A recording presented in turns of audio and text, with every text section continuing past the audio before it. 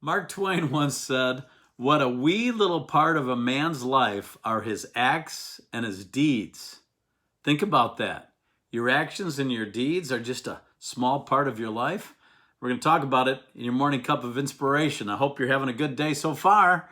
Mark Twain, a man of wisdom, practical wisdom.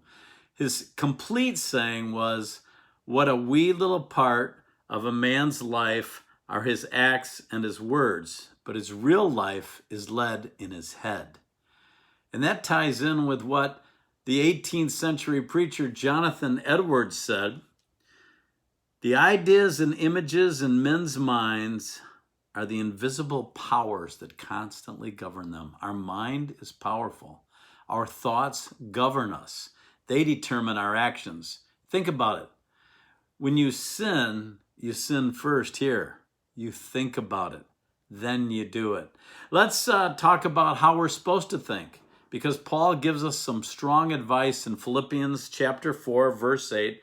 I'm going to read from the King James Version in the New Testament. "Finally, brethren, whatsoever things are true, whatsoever things are honest, whatsoever things are just, whatsoever things are pure, whatsoever things are lovely, whatsoever things are of good report, if there be any virtue and if there be any praise, think on these things." Our thoughts are so important.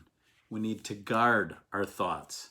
We need to have a soldier standing at the gate of our mind, because a bad day can get worse when our mind starts going into the realm of negativity and when we let Satan fill our minds with all kinds of bad thoughts.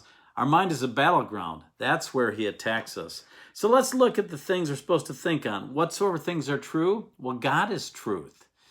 Jesus said in John 14:6, "I'm the way, the truth, and the life." Whatsoever things are honest. Honesty brings respect. Do you respect someone who lies? Well, guess what? Satan is a liar and the father of lies. Whatsoever things are just. The word used there means righteous in acts and in word. Then whatsoever things are pure. The word there means the essence of righteousness. When you think of purity, you think of something uncorrupted, like an innocent child, or like pure drinking water.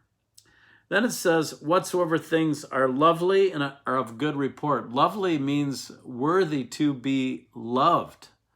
And of a good report means fair sounding, something that is acceptable. And then Paul changes up the phrasing a little bit. He says, if there be any virtue, which is behavior showing the highest moral standards, and if there be any praise, which is the expression of approval and admiration, then think on these things. Approval and admiration from who? From God.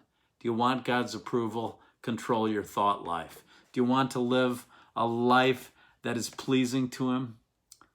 It starts in the mind. The battle is in the mind. So think about that, control your thoughts, and read Philippians 4:8 today, and let it just sink into your spirit. God bless you, and I'll see you soon for another morning cup of inspiration.